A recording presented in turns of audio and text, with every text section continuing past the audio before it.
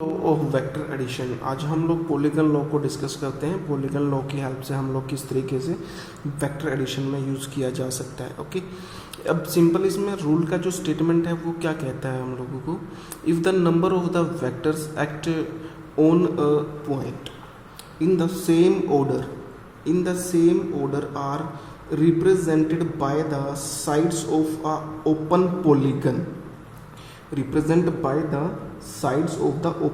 polygon in the same order, then their resultant must be represented by the closing side of the polygon but in opposite order. This is the statement. Okay, अब क्या हो रहा है हमारे पास, हम लोगों ने वेक्टर ए लिया हुआ है, ये डायरेक्शन में जा रहा है, फिर वेक्टर बी एक्ट हो रहा है, वेक्टर सी एक्ट हो रहा है और वेक्टर डी एक्ट हो रहा है हमारे पास एक पार्टिकल पर, जिनका जो डायरेक्शन और मैग्नीट्यूड है वो पॉलीगन की डिफरेंट साइड्स की हेल्प से हम लोग यहाँ पर रिप्रेजेंट कर रहे हैं। ये आप लोगों को डायग्राम के अंदर दिखाई दे रहा है। ठीक है, अब क्या हो रहा है, जो हमारे पास इन सभी वेक्टर्स का जो रिजल्टेंट आएगा, that resultant is represented by the closing side. अब क्लोजिंग साइड हमारे पास ओ टी बनेगी। क्लोजिंग साइड की हेल्प से हम लोग यहाँ पर वेक्टर्स का जो रिजल्टेंट आएगा उसको रिप्रेजेंट करेंगे, but in the opposite order. Opposite order हमारा ये वाला सीक्वेंस चला हुआ है। ठीक है, तो इसका अपोजिट ऑर्डर हमारा ये हो जाएगा यहाँ पर कुछ इस तरीके से। दिस इज द रिजल्टेंट, ये हमारे पास आर आ जाएगा। रिजल्टेंट जो इन सभी वेक्टर्स का जो रिजल्टेंट है उसको रिप्रेजेंट करेगा यहाँ पर। ठीक है, अब हम लोग को यहाँ पे देखना है कि किस तरीके से हम लोग यहाँ पर रिजल्टेंट को कैलकुलेट करेंगे, वो चीज़ हम लोग को यहाँ पर समझनी है। अब यहाँ पर अगर हम लोग डिफरेंट साइड्स की बात करें, जो हमारे पास साइड ओ पी है, side O P represent the vector A, side P Q represent the vector B and Q S represent the vector C and ST represent the vector D and OT का जो order है वो उल्टा हो चुके, opposite हो चुके हैं, जो हमारे पास रिजल्टेंट को यहाँ पर रिप्रेजेंट कर रही है।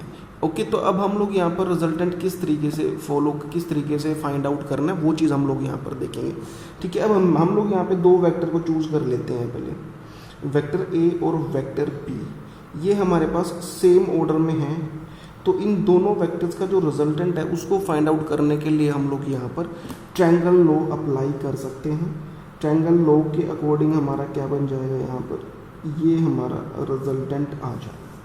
ठीक है, और ये इस वाले रिजल्टेंट को मैं R1 is equal to vector A plus vector B से हम लोग यहाँ पर रिप्रेजेंट कर सकते हैं।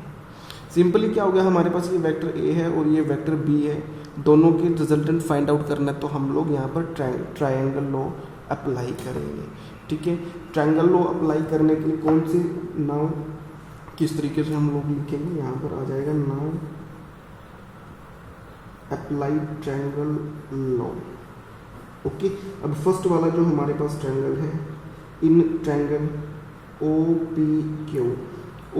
पी क्यू के लिए अगर मैं यहाँ पर ट्रायंगल लॉ अप्लाई करता हूँ तो मेरे पास क्या रिजल्ट आएगा बेटा, यहाँ से रिजल्ट आ जाएगा O P is equal to O Q आएगा। सॉरी, ये रिजल्टेंट जो हमारा है ये ओ क्यू से रिप्रेजेंट किया है हम लोगों ने। O Q is equal to O P plus P Q. This is our first resultant, जिसको हम लोगों ने आर डैश से यहाँ पर R1 से रिप्रेजेंट किया गया है, तो ये हमारा R1 रिजल्टेंट आ चुका है। यहाँ से अगर मैं लिखूँ इसको तो ये R1 is equal to vector A plus vector B. इसको हम लोग ट्रायंगुलर लॉ की हेल्प से हम लोग यहाँ पर फाइंड आउट करेंगे बेटा। ठीक है, अब क्या नेक्स्ट में हमारे पास क्या हो गया, एक ये वाला, अब इन दोनों से एक सिंगल वेक्टर हम लोगों ने बना लिया है जो हमारा ओ क्यू से रिप्रेजेंट किया गया। अब आप लोग इनको यहाँ से नेगलेक्ट कर सकते हैं, अब ये हम लोग भूल जाएंगे यहाँ पर, तो हमारे पास सिर्फ एक वेक्टर ये आ गया, यहाँ से ये वाला वेक्टर और ये वेक्टर। अब इन दोनों वेक्टर का जो ऑर्डर है वो क्या है, सेम ऑर्डर आया हुआ है बेटा। सेम ऑर्डर आएगा तो हम लोग यहाँ पर फिर दोबारा से ट्रायंगुलर लॉ अप्लाई कर सकते हैं। ठीक है, तो ट्रायंगल लॉ हम लोग अब अप्लाई करना है, यहाँ पर हम लोग लिख लेते हैं in triangle O Q S. यहाँ पर जो मेरे पास ट्रायंगल बनेगी ओ क्यू एस अब बनेगी बेटा। अगर मैं इसका रिजल्टेंट यहाँ पे रिप्रेजेंट करना चाहता हूँ तो ये कुछ इस तरीके से आ जाएगा यहाँ पर, और ये ऑर्डर कुछ ये रहेगा हमारे पास टूवर्ड एस। और इसको मैं R2 से रिप्रेजेंट कर देता हूँ, तो मेरा R2 कितना आ जाएगा बेटा, R1 प्लस वेक्टर सी। ये हमारे पास रिजल्टेंट R1 आ जाएगा। ठीक है, अगर हम लोग यहाँ पे इसको लिखना चाहते हैं तो ये किस तरीके से लिखा जाएगा हमारे पास, ये बनेगा हमारा जो रिजल्टेंट आएगा O S is equal to O Q vector plus Q S vector. अगर वैल्यूज पुट करें हम लोग तो यहाँ पे R2 हम लोगों को मिल जाता है, और ये बन जाएगा ओ क्यू जो हमारे पास है ये हम लोगों ने R1 से रिप्रेजेंट किया हुआ है, और क्यू एस जो हमारे पास है वो वेक्टर सी को फिगर के अंदर यहाँ पर रिप्रेजेंट कर रहा है जब हम लोग फिगर को देखेंगे। ठीक है, तो यहाँ से R2 इनडायरेक्टली हमारा कितना आ गया, यहाँ से R2 हमारा बन जाता है vector A plus vector B plus vector C. ये आ गया, एक रिजल्टेंट R2 मिल गया। अब फिर वही प्रोसेस दोबारा से करना है। अब ये वेक्टर सारे हम लोग भूल जाते हैं। हमारे पास एक वेक्टर आ गया ओ एस, ये वाला वेक्टर आ गया, और एक वेक्टर है हमारे पास एस टी। दोनों जो है वो सेम ऑर्डर में एग्जिस्ट हो रहे हैं।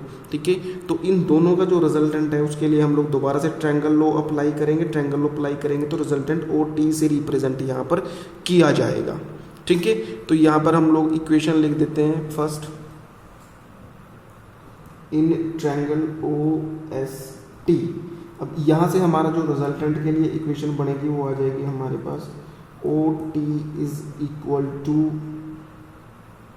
ओ एस प्लस एस टी। ये वाला रिजल्टेंट हमारा बनेगा।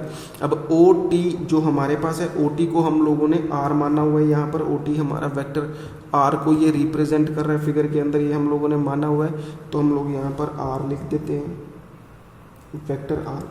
ओ एस हमारा कौन सा है बेटा, ओ एस हमारे पास ये वाली साइड बनी हुई है, R2 से हम लोगों ने रिप्रेजेंट किया हुआ है यहाँ पर।